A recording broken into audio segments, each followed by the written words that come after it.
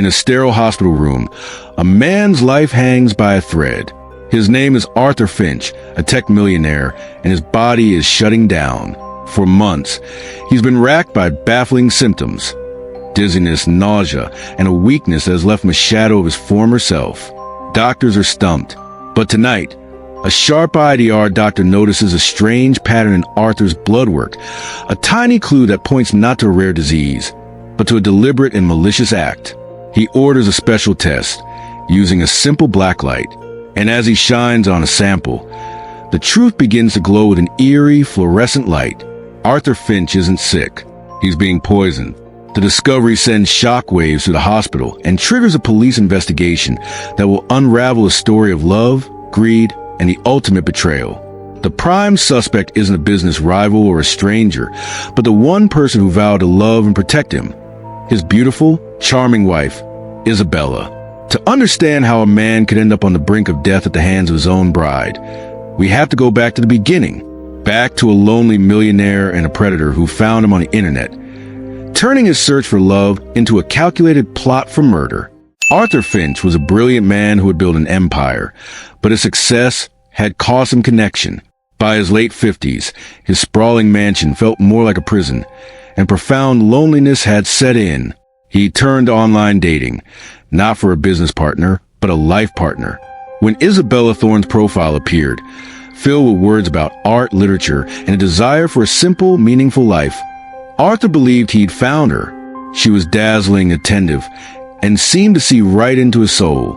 It was a whirlwind romance, a masterclass in manipulation.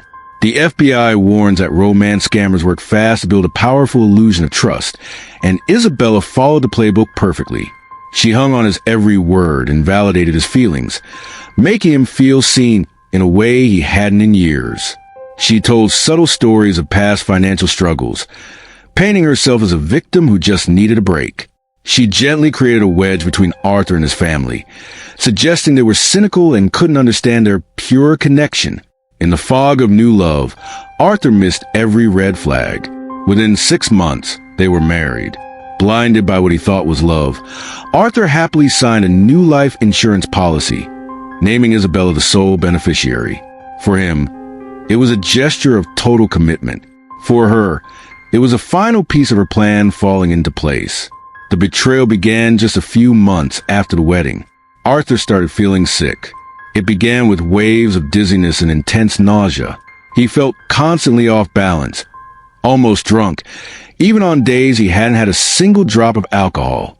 Through it all, Isabella played the part of the perfect, doting wife. She was always there with a comforting word and a fresh glass of juice or a cocktail to settle his stomach. She was his caretaker and his poisoner, all at once. She was serving him ethylene glycol, the main ingredient in antifreeze. The chemical itself is odorless and has a sweet taste, making it terrifyingly easy to hide in a drink.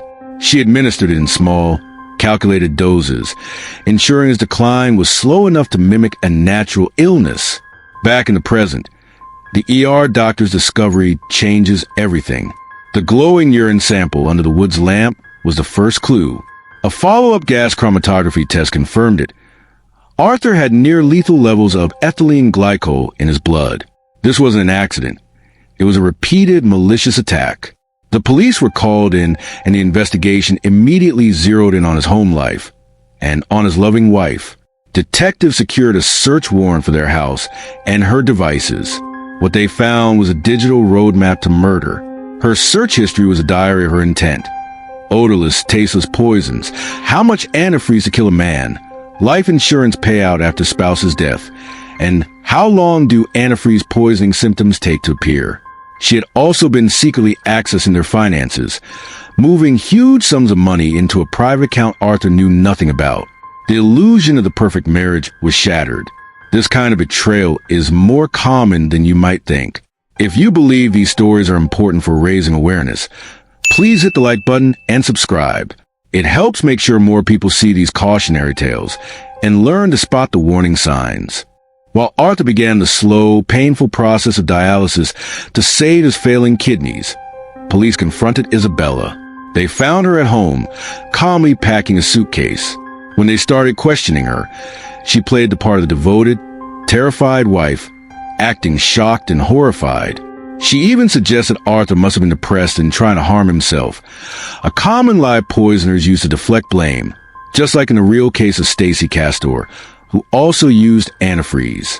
But her act fell apart when detectives laid out the evidence. The glowing urine sample, the blood analysis, the damning search history. The final blow was the financial records, showing her systematically draining Arthur's fortune.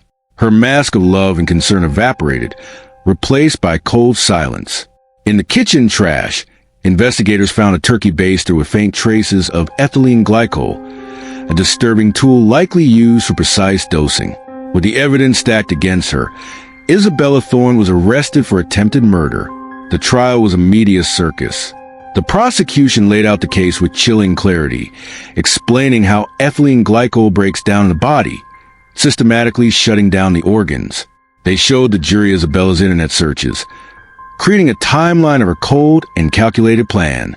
Arthur's friends and family, the people Isabella had tried to isolate, testified about the drastic downer in his health right after the wedding and Isabella's controlling behavior.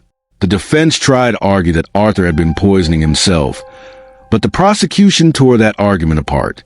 The motive was clear: a nearly $2 million life insurance policy and the money she'd already siphoned off.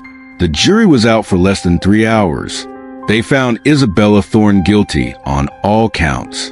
The judge, calling her action the ultimate act of betrayal, sentenced her to life in prison with no chance parole. Arthur Finch survived, but the ordeal left him scarred. He regained his health, but he lost his ability to trust. His fortune, which once made him a target, now felt more like a curse. Isabella Thorne's plot is shocking, but it's not unique. It follows a dark pattern of romance fraud that law enforcement sees all the time. According to the FBI, these scams are designed to weaponize emotion for financial gain. Many end in financial ruin, but disturbing number escalate to violence. Isabella wasn't just a scammer. She was a predator hiding in plain sight. Arthur's story is a stark reminder that in the world of online dating, you have to be careful.